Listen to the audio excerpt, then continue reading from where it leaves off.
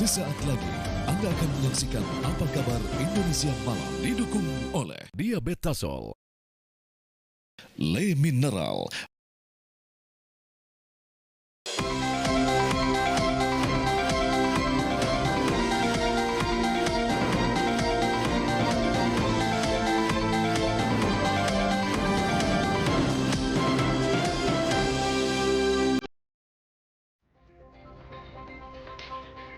Assalamualaikum warahmatullahi wabarakatuh. Selamat malam pemirsa, bagaimana puasa Anda hari ini? Yang pasti saat ini saya yakin Anda sedang berbuka puasa, menikmati takjil ataupun juga santapan lainnya. Sambil menemani Anda menyantap hidangan tersebut, kami hadir di Apa Kabar Indonesia Malam.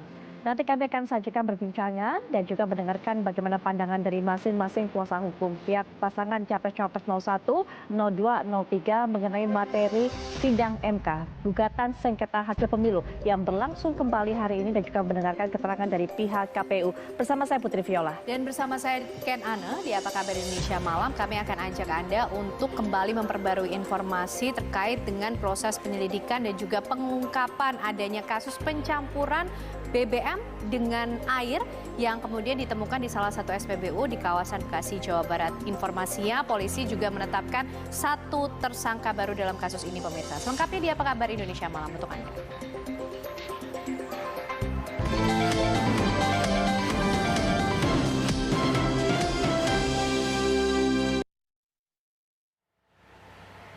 Pemirsa, DPR RI mengesahkan RUU Daerah Khusus Jakarta menjadi undang-undang. Keputusan diambil dalam sidang paripurna Dewan Perwakilan Rakyat yang dipimpin Ketua DPR Puan Maharani.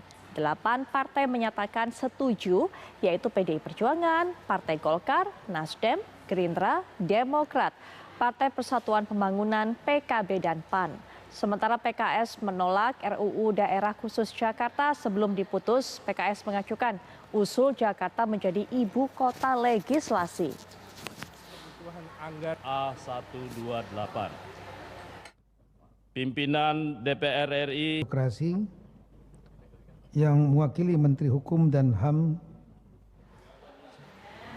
DPR RI mengesahkan rancangan undang-undang RUU tentang desa menjadi undang-undang. Salah satu poin krusial dalam RUU ini mengatur masa jabatan kepala desa menjadi 8 tahun maksimal 2 periode. Pengesahan itu diambil dalam agenda pembicaraan tingkat 2 di rapat paripurna yang dipimpin Ketua DPR RI Puan Maharani. Rapat paripurna dihadiri oleh 69 anggota, sementara 234 izin dan 272 sisanya absen. Rapat dinyatakan mencapai quorum. Semua anggota dewan yang hadir setuju akan pengesahan RUU menjadi undang-undang desa tersebut. Sebelum keputusan diperoleh, Ketua Badan Legislasi DPR menyampaikan laporan mengenai proses pembahasan RUU Desa. Diketahui revisi Undang-Undang Desa telah disetujui tingkat 1 dalam rapat Badan Legislasi DPR dan Kementerian Dalam Negeri.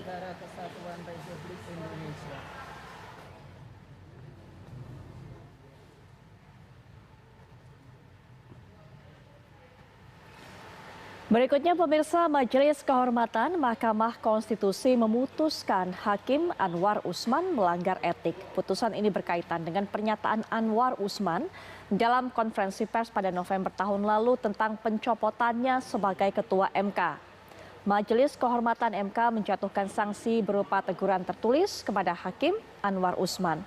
Putusan ini menindaklanjuti laporan dari advokat Ziko Simanjuntak dan 2 mahasiswa yang menyoroti pernyataan Hakim Anwar Usman dalam konvers November 2023. Dalam konvers itu Anwar menanggapi pencopotannya dari posisi Ketua MK oleh Majelis Kehormatan MK akibat putusan 90 tentang batas usia Capres-Cawapres. Saat itu Anwar tentunya memberikan komentar yang Anda juga bisa saksikan di layar kaca. Dan ini merupakan hasil dari sidang putusan MK terhadap Anwar Usman. Mahkamah Konstitusi. Putusan nomor 24 tahun 2003 tentang Mahkamah Konstitusi yang telah diubah terakhir dengan Undang-Undang nomor 7 tahun 2020 tentang perubahan ketiga atas Undang-Undang nomor 24 tahun 2003 tentang Mahkamah Konstitusi dan Peraturan Mahkamah Konstitusi Nomor 1 Tahun 2023 tentang Majelis Kehormatan Mahkamah Konstitusi menyatakan 1. Hakim terlapor terbukti melakukan pelanggaran terhadap kode etik dan perilaku hakim konstitusi sebagaimana tertuang dalam prinsip kepantasan dan kesopanan butir penerapan angka 1 dan angka 2 Sabta Karsa Utama. 2. Menjatuhkan sanksi berupa teguran tertulis kepada hakim terlapor.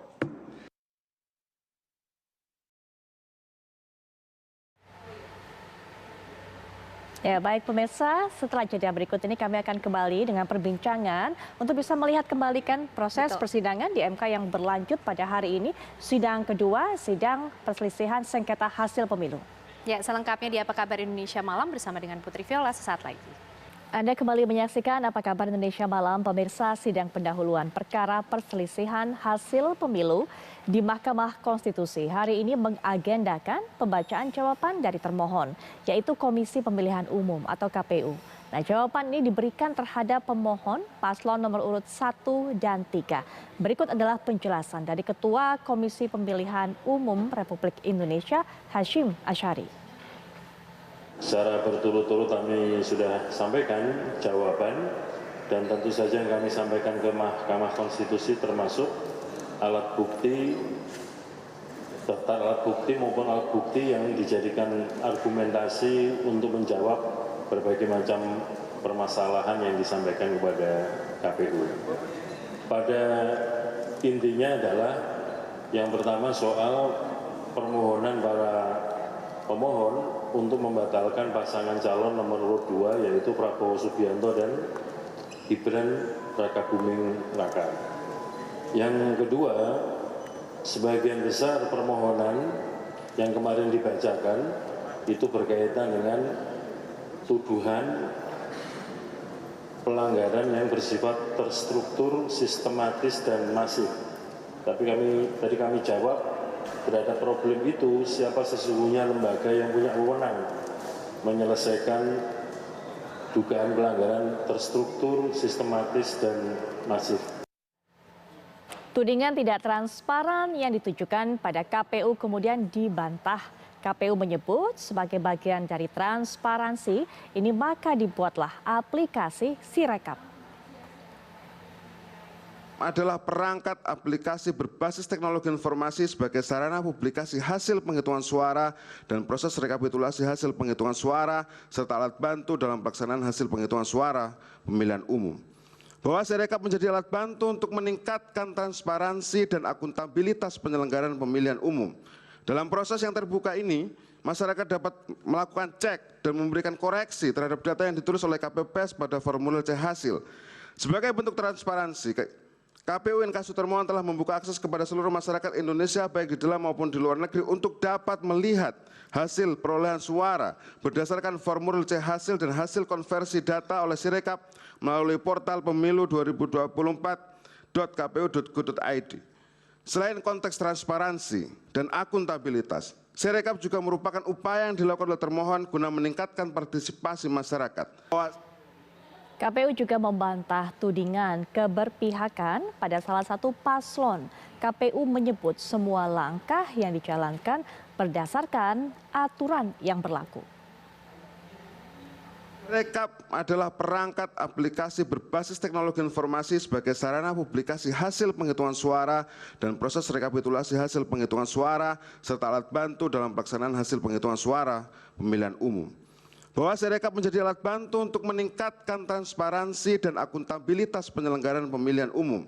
Dalam proses yang terbuka ini, Peraturan KPU nomor 19 tahun 2023 dan seterusnya, sebagaimana diubah dengan Peraturan KPU nomor 23 dan seterusnya, PKPU pencalonan tersebut berlaku untuk semua pasangan calon. Bahwa berdasarkan ketentuan pasal 169 huruf Q Undang-Undang Pemilu junto pasal 13 ayat 1 huruf Q Peraturan KPU nomor 19 tahun 2023 pada pokoknya mengatur berkaitan dengan batas minimum usia bakal calon presiden dan wakil presiden.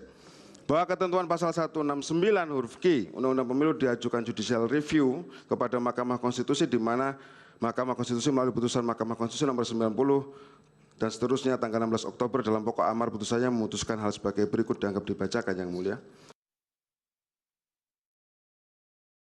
Dan pemirsa, kami juga akan bawa Anda untuk bisa melihat bagaimana pandangan dari kuasa hukum masing-masing. Tapi sebelumnya kita akan juga lihat seperti apa data fakta mengenai gugatan yang disampaikan oleh pasangan Capres-Cawapres nomor urut 03. Ini dia, sengketa Pilpres 2024 di Mahkamah Konstitusi, apa yang dimohonkan oleh pasangan Ganjar Pranowo dan juga Mahfud MD. Nah, ini pemohon, kemudian kami sampaikan poin gugatannya seperti apa, membatalkan keputusan KPU tentang penetapan hasil pemilu, kemudian mendiskualifikasi pasangan Prabowo Gibran. Kemudian juga memohon adanya pemungutan suara ulang atau PSU tanpa pasangan Prabowo Gibran. Jadi hanya ada pasangan 01 dan 03 saja yang dilakukan pemungutan suara ulang. Itu yang diinginkan atau yang dimohonkan oleh pasangan 03, pemohon Ganjar Mahfud. Berikutnya kita lihat juga untuk pasangan Capres-Cawapres 01 sebagai pemohon Anies Muhaimin ataupun pasangan Amin, apa yang menjadi poin gugatannya? Yaitu membatalkan keputusan tentang penetapan hasil pemilu, menyatakan diskualifikasi pasangan Prabowo Gibran, kemudian juga pemungutan suara ulang dilakukan tanpa adanya Gibran Rakabuming Raka.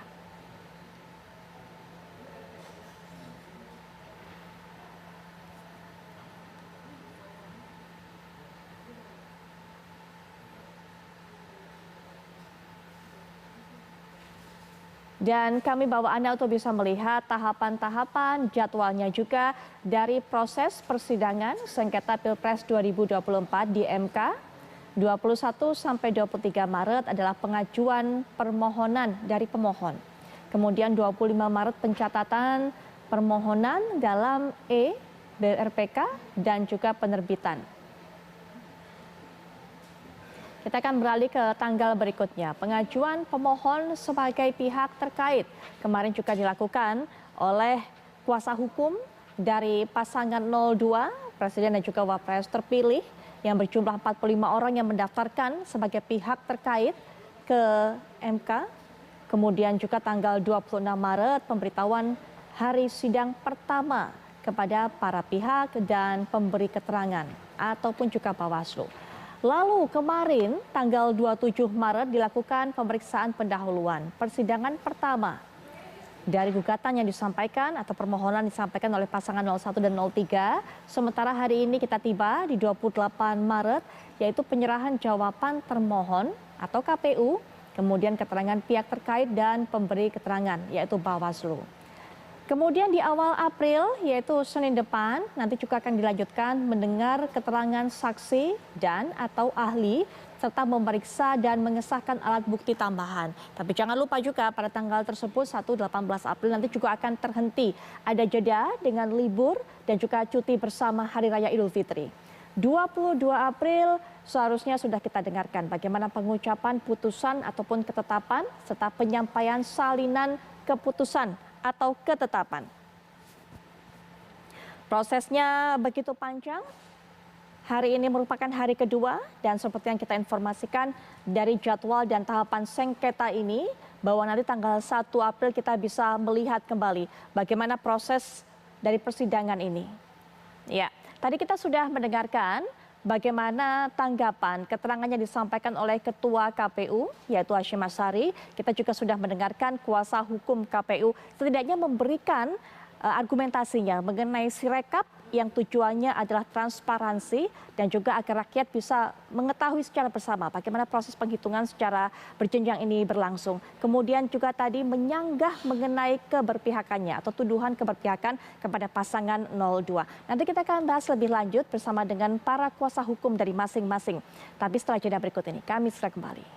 Baik pemirsa, seperti yang sudah kami informasikan tadi sesuai juga dengan jadwal dan tahapan proses persidangan dari MK ataupun juga ini membahas mengenai sengketa hasil pemilu 2024, di mana kita sudah tampilkan tadi apa saja yang menjadi gugatan, apa saja yang menjadi permohonan dari pasangan 01 dan 03, diantaranya adalah meminta diskualifikasi dari pasangan 02 ini yang kemarin diumumkan memang sebagai pemenang dari Pilpres 2024, kemudian juga meminta adanya pemilihan ataupun juga pemungutan suara ulang.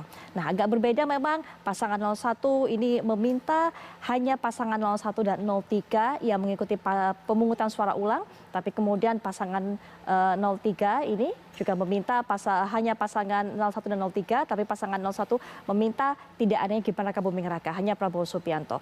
Nah, untuk bisa membahas mengenai hal ini lebih lanjut lagi sudah hadir di samping saya selaku kuasa hukum dari pasangan 01 dan juga merupakan Direktur Nasional Tim Hukum Nasional Pasangan Amin, yaitu Bang Zuhad Aji Firmantoro. Assalamualaikum warahmatullahi wabarakatuh. Waalaikumsalam warahmatullahi wabarakatuh.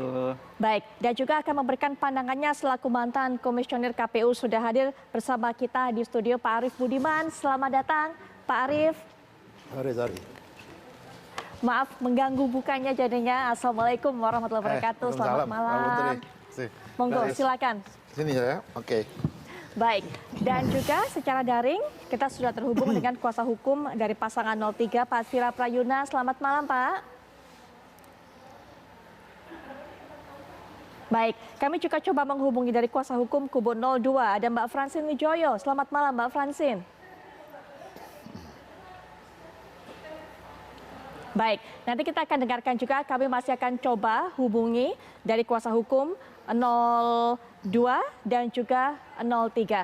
Baik, nah kita akan langsung saja melanjutkan perbincangan Pak Arief. Kalau kita lihat tadi juga sempat dikatakan bahwa gugatannya masuk kali ini lebih sedikit jumlahnya dibandingkan pemilu sebelumnya. Mungkin bisa dijelaskan apa perbedaannya? Saya nggak tahu ya, ada beberapa statement ya, termasuk dari mahkamah sendiri, cara menghitung apakah berhenti pada 3 hari itu. Karena biasanya setelah 3 hari ada gugatan tambahan. Gitu ya.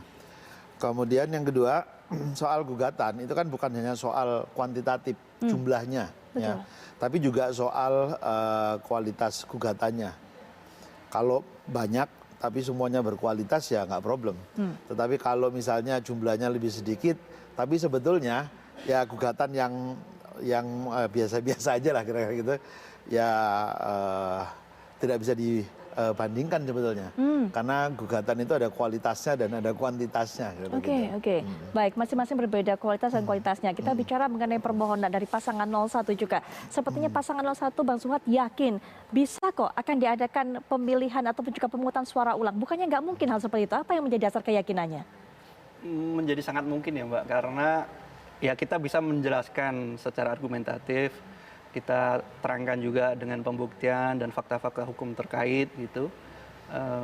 Ya kami meyakini berdasarkan argumentasi yang kita buat itu kan argumentasi yang insya Allah bisa dipertanggungjawabkan secara hukum dan objektif gitu.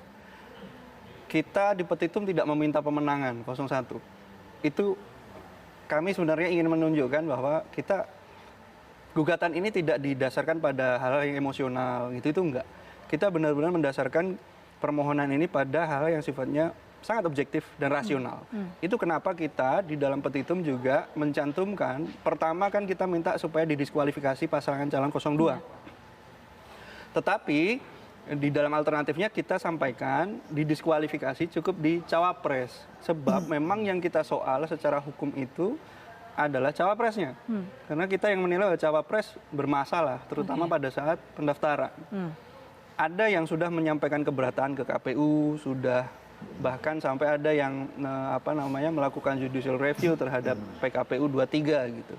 Tetapi nyatanya setelah kita cross check, respon dari KPU dan juga proses judicial review itu tidak berjalan, sepertinya kita melihat tidak berjalan dengan normal gitu. Itu yang membuat akhirnya hal itu menjadi bagian dari yang kita mohonkan di Mahkamah Konstitusi sebagai salah satu alasan hukum kenapa kita meminta pemungutan suara ulang tanpa pasangan calon nomor 2 atau tanpa cawapres 02. Baik, ada proses ataupun juga tanggapan dari KPU yang tidak berjalan dengan normal. Itu yang disebutkan oleh Bang Zuhad. Nanti mungkin bisa diberikan pandangan juga oleh Pak Arief. Ya, Tapi sebelumnya saya akan kenalkan juga, ini merupakan narasumber berikutnya kuasa hukum dari pasangan 03, ada Pak Sira Prayuna. Selamat malam Pak Sira Prayuna. Malam, Assalamualaikum warahmatullahi wabarakatuh. Waalaikumsalam warahmatullahi wabarakatuh. Tadi kami masih membahas dengan Bang Zuhad yang ada di sini mengenai materi gugatan ataupun juga yang dimohonkan oleh para pemohon ini. Termasuk saya sampaikan tadi kepada Bang Zuhad, sepertinya pasangan 01 atau juga kuasa hukum pasangan 01 begitu yakin diskualifikasi, kemudian pemungutan suara ulang ini bisa jadi akan dilakukan. Ada kemungkinan dikabulkan. Keyakinan dari pasangan 03 sendiri bagaimana Pak Sira? Jadi dasar untuk pengajuan permohonan itu dilandasi oleh sebuah keyakinan yang besar ya, dengan sebuah fakta-fakta yang dari proses awal pemilu ini memang kami nilai mengandung persoalan yang sangat serius, yaitu di mana tingkat pelanggaran dan kecurangan pemilunya itu secara gamblang, secara vulgar terlihat di dalam proses berjalannya setiap tahap itu. Dan soal keyakinan ya kami tentu yakin sehingga kami running terus jalan untuk mengajukan permohonan PHPU ini gitu. Baik, menyinggung mengenai pelanggaran proses pemilu yang dinilai vulgar tadi. Kita dengarkan juga pandangan baik itu kuasa hukum pasangan 02 ataupun juga Ketua KPU Pak Hashim Asyari mengatakan bahwa bukan di sini adalah tempatnya karena bukan kewenangan dari MK. Bawaslu adalah jalurnya. Bagaimana penilaiannya mengenai hal ini, Pak Sira? Ya saya kira kalau Ketua KPU ini kan normatif, cara berpikirnya normatif. Dia tidak out of box, bahwa esensi dari pemilu yang berkualitas, jujur dan adil itu kan harus diawali oleh satu proses dalam setiap tahapan itu mengikuti norma-norma yang benar ya. Lalu yang kedua di dalam pelaksanaannya itu juga harus mengandung nilai-nilai dan prinsip-prinsip asas-asas pemilu yang langsung bebas, rahasia, jujur dan adil itu. Nah kalau misalnya ada pelanggaran ini, pelanggaran kecurangan yang ditemukan dalam setiap tahapan itu semestinya Bawaslu yang memiliki kewenangan yang diatur di dalam undang-undang itu harusnya melakukan penegakan hukum yang serius. Tapi faktanya bahwa kita tahu banyak pengaduan pelanggaran yang tidak direspon dengan cara yang proporsional. Sehingga kalau seandainya instrumen hukum di dalam penegakan hukum itu berjalan dengan baik, saya kira kita akan melihat bahwa kualitas dari pemilu kita ini tidak seperti yang saat ini kita rasakan sekarang gitu. Baik, nanti kita akan problemnya ada. Ya, silakan Pak dilanjutkan. Ya, problemnya kenapa? Problemnya adalah bahwa Bawaslu sebagai penjaga pengawas dalam setiap tahapan itu tidak berjalan secara maksimal, baik itu di dalam pengawasan, pencegahan maupun penindakan. Nah, kalau ada kemudian temuan Bawaslu akhir-akhir ini dengan beberapa kualifikasi adanya pelanggaran pemilu itu kan terakhir diumumkan KPU. Tapi dari awal kita sudah coba agar mendorong bagaimana Bawaslu bisa menjalankan fungsinya secara baik sesuai dengan tugas fungsi dan prinsip-prinsip yang ada di dalam lembaga penyelenggara pemilu itu sendiri gitu. Dan ini yang saya kira tidak berjalan gitu loh. Sehingga ketika hari kemarin kita mengajukan permohonan PHPU terkait dengan ini itu sebagai sebuah langkah upaya terakhir dari proses tahapan yang disediakan oleh konstitusi kita, seperti itu. Saya kira begitu loh. Baik, nanti kita akan lanjutkan kembali. Kita akan menuju ke rekan kami Fahada Indi terlebih dahulu untuk bisa memberikan informasi terkait dengan apa yang kami perbincangkan pada malam hari ini. Silakan Fahada Indi.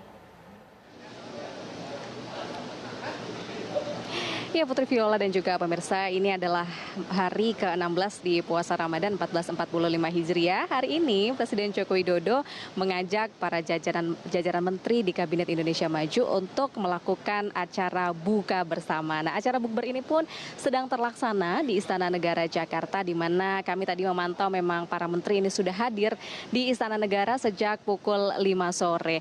Kami memantau memang sejumlah menteri laki-laki ini terlihat mengenakan baju koko berwarna putih dan juga ada sebagian yang mengenakan batik berlengan panjang, sementara untuk para menteri perempuan seperti Retno Marsudi maupun Sri Mulyani ini mengenakan baju atau pakaian muslimah. Tadi buka bersama rangkaian acara memang dimulai pada pukul 17 waktu Indonesia Barat, namun kami melihat ini dibuka dengan acara atau kegiatan tauziah terlebih dahulu. Yang pertama adalah tauziah diberikan oleh Wakil Presiden Ma'ruf Amin, yang mana tadi Ma'ruf Amin telah menjelaskan mengenai tema puasa, dan kemudian tauziah dilanjutkan oleh Gus Miftah yang juga tadi sekaligus memimpin doa bersama Presiden dan juga jajaran menteri, di mana doa ini salah satunya juga ditujukan oleh warga Gaza Palestina yang sampai saat ini masih berada dalam genosida yang dilakukan oleh Israel. Kemudian selain itu kami juga tadi melihat Presiden Joko Widodo ini memang duduk berdampingan dengan Wakil Presiden Ma'ruf Amin, di mana lokasi dari buka bersama ini dilakukan di ruangan yang biasanya ini digunakan untuk acara-acara kenegaraan seperti pelantikan menteri dan semacamnya. Kemudian tadi diubah ruangan tersebut di Istana Negara menjadi ruangan makan bagi para menteri di Kabinet Indonesia Maju berbuka puasa hari ini. Tadi tempat makan yang disediakan di ruangan di Istana Negara tersebut ini memang terlihat ada meja bundar, kemudian yang bisa diisi beberapa kursi, di mana Presiden Joko Widodo selain bersebelahan dengan Ma'ruf Amin atau satu meja dengan Wakil Presiden Ma'ruf Amin, kami juga memantau Presiden Joko Widodo ini berada di meja yang sama dengan Menteri Pertahanan Republik Indonesia Prabowo Subianto yang juga merupakan calon Presiden terpilih. Kemudian ada juga di situ Menko Perekonomian Erlangga Hartarto hingga Menko Polhukam Hadi Cahyanto. Kemudian tadi setelah tauziah oleh Wakil Presiden Ma'ruf Amin dan juga tauziah oleh Gus Miftah hingga akhirnya waktu azan maghrib tiba, para menteri dan juga Presiden Joko Widodo dan juga Wapres Ma'ruf Amin ini kemudian membatalkan puasanya dan dilanjutkan dengan kegiatan sholat maghrib berjamaah yang dilakukan di Istana Negara. Kemudian untuk menu berbuka puasa ini, Putri, Viola dan juga pemirsa, kami tadi sempat mengintip sedikit ya. Tadi sudah disediakan memang menu yang disediakan secara prasmanan, di mana ada menu utama dan juga ada menu pendamping atau kudapan-kudapan yang tadi juga sudah disediakan di dalam tempat berbuka puasa ini. Di mana kalau kami melihat tadi ada tahu isi, kemudian juga ada bakwan, ada martabak telur, ada martabak manis dan juga sejumlah minuman-minuman yang manis dan juga menyegarkan juga disediakan oleh pihak Istana Negara ini untuk berbuka puasa bagi Presiden Joko Widodo dan juga jajaran menteri di Kabinet Indonesia Maju. Nah, ini tentunya menjadi momen ya yang cukup bermakna karena kita tahu bahwa tahun lalu maupun tahun sebelumnya lagi ini Presiden Joko Widodo tidak menggelar acara resmi buka puasa bersama di Istana Negara karena mengingat sebelumnya kita memang Indonesia masih berada di masa pandemi COVID-19 dan tahun lalu ini pada Ramadan 1444 Hijriah memang masih perlu pada saat itu Presiden Joko Widodo menilai masih perlu kehati-hatian karena Indonesia berada di masa transisi dari pandemi COVID-19. Itu yang bisa kami sampaikan, Putri Viola. Sampai saat ini para menteri masih berada di dalam Istana Negara dan masih menggelar acara atau kegiatan buka bersama dengan Presiden Joko Widodo. Kembalikan Anda di studio. Pak Hadaini, terima kasih untuk informasinya, sudah memberikan kami informasi secara lengkap mengenai kegiatan buka bersama yang saat ini sedang berlangsung di Istana Negara. negara antara Presiden Joko Widodo dan juga anggota kabinetnya. Sekali lagi terima kasih, selamat berbuka juga di sana tentunya. Dan nanti kita akan dengarkan setelah jeda, pemirsa, bagaimana tanggapan dari Pak Arief Budiman mengenai salah satu hal tadi yang sempat disampaikan oleh Bang Suhad. Tidak ada respon yang disampaikan oleh KPU pada saat diberikan laporan. Kemudian juga bagaimana tanggapan Bang Suhad, Pak Sirapayuna juga terhadap jawaban yang disampaikan pihak termohon, yaitu KPU yang menyinggung mengenai Sirekap yang merupakan salah satu upaya untuk membuka kepada masyarakat secara transparan bagaimana proses penghitungan pemilu ini. Nanti kita akan bahas setelah jeda. Kami segera kembali. Sebelum kita lanjutkan perbincangan, kami juga akan memperkenalkan kuasa hukum dari pasangan 02 yang sepertinya juga sudah bergabung dalam perbincangan ini melalui daring. Sudah hadir Mbak Francine Wijoyo. Selamat malam Mbak Francine. Baik, sepertinya ada Bang Frits ternyata. Bang Frits, selamat malam Bang Frits. Selamat malam Mbak, ya malam. Baik, mohon maaf nih, selamat datang. Baik Bang Frits, kami juga terima kasih sudah meluangkan waktunya karena sepertinya Bang Frits sedang ada di perjalanan.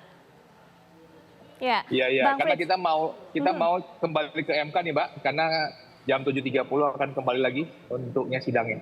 Baik, Bang Frits, sebelum ini kita nanti akan lihat bagaimana proses kembali lagi bersidang di MK. Penilaian Bang Frits terhadap apa yang disampaikan sanggahan-sanggahan dari termohon, KPU tadi yang menjelaskan bahwa memang tidak sesuai dengan dugaan-dugaan tersebut, tidak ada keberpihakan yang ditunjukkan oleh KPU kepada pasangan 02. Silakan Bang Frits. Ya, pertama-tama kami mengapresiasi apa yang sudah dilakukan oleh KPU untuk menjelaskan bagaimana seharusnya sebuah proses perselisihan hasil suara itu dilakukan. Tadi KPU sebagai pihak termohon juga menyatakan bahwa pemohon tidak mampu untuk menyatakan misalnya di mana yang suara yang hilang. Kedua, terkait dengan ada persoalan apakah tidak tahu bahwa sudah ada berita acara untuk perbaikan. Dan juga terkait misalnya bahwa adanya tidak kesamaan antara petitum dan posita. Dan kami juga mengapresiasi apa yang telah disampaikan oleh KPU, di mana KPU juga menyampaikan bahwa terhadap dengan dugaan-dugaan yang dilakukan, itu tidak dapat menyampaikan sebesar suara yang berpindah ataupun seberapa besar suara pemohon 1 ataupun pemohon 3 yang hilang karena proses yang sedang terjadi. Itu adalah bagian daripada proses perbaikan yang dilakukan oleh KPU melalui proses pengawasan dan juga pelaksanaan secara berjenjang dari KPU RI kepada KPPS yang ada di bawahnya. Mohon perhatian dan sidang untuk perkara nomor 1 garis miring PHPU bisa mengajak Anda melihat, tapi sebelumnya kita minta juga pandangan dari Pak Arief terhadap apa yang sudah saya sampaikan tadi. Bang Suhad tadi juga sudah mengatakan bahwa mengenai keberatan pencalonan cawapres tidak direspon oleh KPU. Kemudian juga audit dari Sirekap tidak mendapatkan respon yang cukup maksimal dari KPU, Pak Arief. Saya tidak tahu detail ya faktanya ya. Misalnya surat apa saja yang dikirim, berapa kali atau berapa banyak surat yang dikirim, kemudian dari berapa banyak itu berapa yang sudah direspon oleh KPU dan kapan dia meresponnya gitu ya. Tetapi mestinya karena tahapan pemilu itu berlangsung tahap demi tahap dan sangat ketat, berbatas waktu gitu ya. Atas sebuah proses yang berlangsung di satu tahapan, mestinya kalau ada sesuatu terjadi di situ, KPU merespon pada tahapan itu. Karena kalau meresponnya di luar tahapan itu terlambat, ya biasanya juga tidak akan memberi manfaat maksimal, gitu ya. Nah, jadi tapi saya nggak tahu ya yang sudah dikirimkan apa saja, kemudian berapa banyak dan yang sudah direspon apa saja dan kapan direspon. Itu penting sebetulnya untuk diketahui gitu loh. Nah, saya tentu juga tidak bisa mengikuti proses persidangan secara full time gitu ya. Beberapa juga saya ikuti, tapi beberapa juga saya tidak sempat mengikuti. Nah, biasanya di tahapan ini, di tahapan jawaban dari termohon, kemudian pihak terkait juga memberikan jawaban dan Bawaslu memberikan keterangan, ini nanti akan diuji pada masa pengujian alat bukti, kemudian menghadirkan saksi, ahli atas dua hal ini yang sudah dilakukan kemarin. Pemohon menyampaikan permohonannya, kemudian termohon, kemudian pihak terkait dan pemberi keterangan menyampaikan keterangannya. Nah, ini nanti akan diuji pada proses persidangan berikutnya. Baik, diuji proses persidangan berikutnya, nanti kita akan kembali pantau proses persidangan, tapi juga mengenai tadi yang disampaikan oleh Bang Frits, Bang Suhad, bahwa pemohon ini tidak mampu menunjukkan salah satunya di mana suara hilang dan sebagainya. Bagaimana menanggapinya tadi? Ya karena kita memang tidak mendalilkan suara yang hilang, tapi kita mendalilkan terjadinya pelanggaran konstitusi yang terukur dan serius. Pelanggaran konstitusi yang terukur dan serius itu yang kami maksud pelanggaran terhadap pasal 22E, di mana pemilu di dalam konstitusi harus diwajibkan untuk dijalankan secara jujur, adil, 5 tahun sekali. Nah, itu yang kita dalilkan hari ini dengan beberapa fakta. Misalkan, pertama, proses penyelenggaraan pemilu dalam tahapan pendaftaran yang kami nilai KPU memberi privilege lebih kepada Cawapres 02. Apa indikator kita mengatakan bahwa memberi privilege lebih? Ya karena KPU membuka pendaftaran dengan berdasar PKPU 19. Tiba-tiba di tanggal 17 Oktober, saya cerita kronologis nih, saya penting mau mendetailkan. Mulai hari ini saya coba akan detail. Tanggal 17 Oktober terbit putusan Mahkamah Konstitusi 90. Tanggal 19 Oktober dibuka pendaftaran. Tanggal 25 Oktober ditutup pendaftaran. Lalu kemudian di November awal diumumkan. Mari kita lihat secara lebih seksama, Mbak. Begitu putusan MK terbit 90. Hal pertama yang mestinya dilakukan oleh KPU menurut DKPP dan juga dalam pemahaman ilmu hukum yang lazim, dia harus merubah PKPU 19 dulu. Kalau dia ingin menggunakan putusan Mahkamah Konstitusi itu di dalam tahapan pemilu saat itu. Tetapi yang dilakukan apa? Kan tidak. Justru yang dilakukan KPU membuat surat kepada peserta pemilu untuk memedomani putusan MK 90. Kalau kita lacak, sebelum KPU menerbitkan surat edaran, kita temui Prof. Yusril itu menyarankan hal yang sama. Untuk KPU, kalau ingin menggunakan putusan MK saat ini dalam pemilu 2024, maka sebaiknya mengeluarkan surat. Kira-kira begitu kalimatnya Prof. Yusril. Dan itu yang digunakan oleh KPU kemudian. Wallahu alam apakah KPU menerima masukan itu atau itu perintah, kan kita nggak ngerti juga. Yang pasti secara kronologis demikian, Pak Arief. Nah, PKPU 19 itu baru dirubah dengan PKPU nomor 23 setelah ditutup masa pendaftaran. 3 November kalau saya nggak salah ingat, PKPU itu keluar. Nah, kita tidak menemukan reason di balik apa yang mengharuskan KPU buru-buru menerapkan putusan MK itu pada pemilu 2024. Karena kalau kita baca di putusan MK 141, MK itu sekali lagi menegaskan, Pak Arief, bahwa putusan 90 itu MK hanya memaknai, dan di putusan 141 ditegaskan ulang bahwa usia capres-cawapres itu open legal policy. Itu urusan pada pembuat undang-undang. Artinya MK pun tidak kemudian memerintahkan supaya KPU menggunakan putusan MK itu pada pemilu 2024. Pertanyaannya, kalau KPU menggunakan putusan MK itu untuk digunakan nanti pemilu 2029, KPU melanggar atau tidak? Kita jawab tegas, enggak melanggar.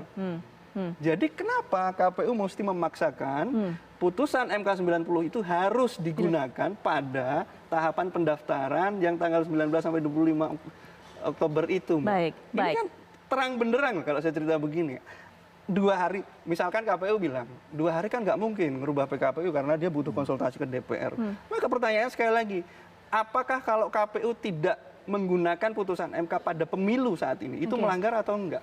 MK menjawabnya enggak lewat putusan 141, karena itu urusan si pembuat undang-undang. Siapa pembuat undang-undang itu? Kalau levelnya undang-undang ya DPR, tapi dalam konteks ini kan PKPU. Berarti peraturan KPU, siapa pembuatnya? Ya KPU sendiri. Ini loh yang kami akhirnya dengan kejadian ini, akhirnya kita buka kembali ingatan kita ke belakang. Surat soal permintaan audit Sirekap, dibalasnya setelah pemungutan suara. Baik. Buka lagi jauh ke belakang sampai bagaimana KPU Bawaslu dibentuk. Akhirnya kan kita buka lembaran lama, dipaksa untuk begitu gitu. Karena perlakuan KPU itu gitu. Baik, Bang Suat, tahan sampai di situ, nanti Pak Arief juga mungkin bisa berikan pandangan karena kita sudah tahu kronologinya. Tapi Bang Frits terlebih dahulu, bagaimana memberikan pandangan mengenai ini? Ada privilege lebih yang diberikan kepada pasangan 02 oleh KPU. Tadi Bang Suat sudah berikan catatannya secara detail. Silakan Bang Frits. Ya, saya rasa Bang Suat harus membaca kembali putusan 90 tahun 2023. Di dalam paragraf 3.14.3, Mahkamah Konstitusi menegaskan bahwa putusan ini berlaku untuk pemilu 2024. Silakan kita cek kembali tuh putusan Mahkamah Konstitusinya. Sudah jelas dalam putusan, tegas-tegas Mahkamah Konstitusi mengatakan untuk memberikan kepastian hukum, maka putusan 90 ini berlaku untuk tahun 2024. Dan itulah yang dilaksanakan oleh KPU. Dan kemudian kan ada putusan 141, 145, dan 154. Bahkan secara tegas Mahkamah Konstitusi mengatakan meskipun ada putusan MK terkait dengan Yang Mulia Anwar Usman tidak membatalkan ataupun tidak menghilangkan status kepastian hukum yang dihasilkan oleh putusan 90 2023. Saya rasa itu yang perlu dimaknai secara bersama-sama. Kalaupun kemudian tadi Bang Suat bilang, oh ya ada putusan DKPP, ada proses, tapi kan juga kita bisa melihat bahwa putusan DKPP berkaitan dengan perilaku anggota KPU-nya. Tidak berkaitan dengan keabsahan dari dokumen yang sudah disampaikan. Dan kami juga berargumentasi sebagaimana disampaikan oleh KPU, seandainya pada saat proses pencalonan ada keberatan dari pasal 1 dan pasal 3, harusnya menyampaikan dong sengketa pencalonan ke Bawaslu, tetapi kan itu tidak dilakukan gitu. Mbak, saya mohon maaf nih, saya harus kembali ke ruang sidang, teman-teman. Mohon maaf sekali. Harus saya masuk kembali ya. Terima kasih Bang Frits. Di tengah waktunya kesibukannya yang terbatas, silakan untuk bisa mengikuti kembali proses persidangan. Saya mau jawab Bang, saya mau jawab ini. Baik, nanti mungkin setelah jeda Bang Suat bisa berikan penjelasan mengenai hal ini. Pak Sira Prayuna juga punya catatan mungkin mengenai hal ini, tapi setelah jeda kami segera kembali. Sebelum jeda tadi Bang Suat sudah menceritakan secara detail bagaimana timeline-nya, termasuk kronologinya, sehingga kemudian mengatakan ada privilege, ada keistimewaan yang diberikan oleh KPU kepada pasangan 02, terutama juga terkait dengan pendaftaran Gibran Rakabuming Raka sebagai bakal calon wakil presiden pada saat itu.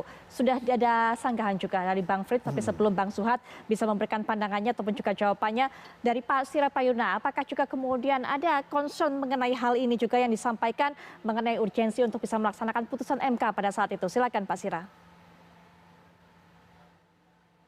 Saya kira pandangan Pak Suat tadi adalah kita sudah cukup jelas bagaimana prosedur dan mekanisme yang ada yang harusnya dilalui oleh pasangan 02 di dalam pendaftaran ini. Nah, peraturan KPU nomor 19 itu kan sebagai dasar satu norma yang dijadikan landasan untuk pencalonan calon presiden dan wakil presiden 2024 itu. Nah, ketika ada putusan MK nomor 90, mestinya seharusnya diwajibkan kepada KPU untuk melakukan satu perubahan peraturan PKPU-nya. Sehingga ada reasoning yang kuat, dasar dan landasan yang kuat, bahwa calon itu setelah ada putusan, maka proses pendaftarannya itu harus didasari oleh sebuah peraturan perubahan yang baru. Tapi ini kan tidak. Nah, itu menjadi satu persoalan yang sangat serius saya kira ini. Kalau kemudian ada pandangan bahwa ada privilege terhadap pasangan calon tertentu, ya publik kemudian tidak bisa membantah itu. Karena membiarkan sesuatu proses pencalonan yang sedang berjalan tidak dilandasi oleh perubahan sebuah peraturan. Ini artinya kan tidak sah dan cacat hukum. Dan itu saya kira juga menjadi concern kami di dalam salah satu posita di permohonan PHPU kami saat ini. Saya kira itu salah satunya. Lalu yang sisi yang lain juga kan apa yang dikemukakan oleh teman-teman di 01 adalah tidak lebih sama dengan apa yang kami kemukakan. Baik itu secara fakta-fakta yang kami nilai, kami pandang sebagai sebuah bentuk pelanggaran dan kecurangan pemilu yang terjadi pada 2024 ini. Nah, kalau KPU kemudian melandasi argumentasinya didasari oleh sebuah norma yang ada di dalam aturan KPU Undang-Undang nomor 7 tentang pemilu, kemudian peraturan KPU. Itu kan norma yang biasa yang kita dengar. Saya dari 2014, 2019 sudah bertarung di dalam MK ya terkait dengan ini permohonan PHPU terhadap presiden dan wakil presiden. Norma itu selalu dikemukakan oleh KPU. Tetapi masalahnya sekarang adalah bahwa di dalam proses pelaksanaan pemilu kita kali ini, yang kami nilai ini syarat dengan kecurangan dan pelanggaran pemilu, itu mengabaikan asas yang paling fundamental di dalam pasal 22E konstitusi kita. Bagaimana pemilu itu didesain dalam kerangka pelembagaan demokrasi yang sehat, kemudian dengan cara melaksanakan dengan cara yang langsung, umum, bebas, rahasia, jujur, dan adil. Itu persoalannya sekarang. Jadi kalau bicara kuantitatif, ya kami kemukakan secara kuantitatif perbedaan suara berdasarkan keputusan KPU. Tetapi yang menjadi concern kami adalah dari tahapan ke tahapan yang harus dilalui dengan cara memenuhi syarat-syarat norma hukum, di mana penyelenggara pemilunya harus bersifat memenuhi prinsip dan prinsip penyelenggaraan pemilu yang benar, yaitu independen, non partisan, imparsialitas, kemudian objektif, berimbang, kemudian efisien, efektif, dan sebagainya. Dan itu yang kami persoalkan. Kemudian sehingga kualitas demokrasi kita dalam rangka untuk sirkulasi kepemimpinan nasional ini benar-benar dijalankan dengan cara yang sangat demokratik gitu loh, sehingga menghasilkan pemimpinan yang memiliki legitimasi politik dan hukum yang kuat. Baik. Ini persoalannya sekarang. Sehingga kalau lihat berbagai rangkaian pelanggaran dan kecurangan pemilu itu dari soal putusan 90, pendaftaran pasangan calon, kemudian kampanye, bagaimana melibatkan ASN, kemudian melibatkan kepala desa dan perangkat desa, kemudian presiden juga ikut cawe-cawe di dalam ini dalam rangka untuk memenangkan itu. Kemudian menggunakan anggaran negara yang berlebihan, yang kami pandang juga harus dipertanggungjawabkan secara hukum dan politik bahwa apa yang bansos itu memberikan pengaruh secara elektoral terhadap preferensi masyarakat. Baik. Dan ini juga menjadi salah satu termasuk soal Sirekap itu. Baik. Nah, kita akan langsung saja berikan kesempatan kepada Pak Arief sebagai penutup perbincangan ini. Kita sudah tahu catatan yang disampaikan Pak Sira, Bang Soa juga. Pak Arief, berikan pandangannya juga. Pertama, saya ingin tegaskan dulu, saya tidak mengomentari atau memberi pandangan dari aspek hukum ya, aspek legalnya. Karena sebagai mantan penyelenggara pemilu, saya hanya melaksanakan fungsi dan tugas teknis penyelenggaraan pemilunya. Nah, praktek yang pernah terjadi selama proses penyelenggaraan pemilu, kebetulan di 2014-2019, kami pernah mengalami hal yang kurang lebih sama seperti ini. Keluar putusan Mahkamah Konstitusi di tengah-tengah pelaksanaan tahapan pemilu. Nah, biasanya memang putusan Mahkamah Konstitusi itu langsung dieksekusi. Artinya walaupun judicial review itu terkait dengan pasal di dalam undang-undang, tetapi kita tidak menunggu adanya revisi undang-undang. Ya, jadi langsung kita laksanakan. Kedua, dan proses pelaksanaannya pun kami juga akan melakukan penyesuaian terhadap peraturan KPU yang kita buat. Nah, pengalaman dalam proses pembuatan peraturan KPU, memang kita harus melalui beberapa tahap. Bahkan ketika era saya itu mulai dari expert meeting, rapat pleno, lalu uji publik, lalu ada yang formal dicantumkan di dalam undang-undang, diperintahkan dalam undang-undang melakukan rapat konsultasi dengan pemerintah dan DPR. Ya, rapat konsultasinya bersifat wajib, walaupun ada putusan Mahkamah Konstitusi, kesimpulannya itu sebenarnya tidak mengikat bagi KPU.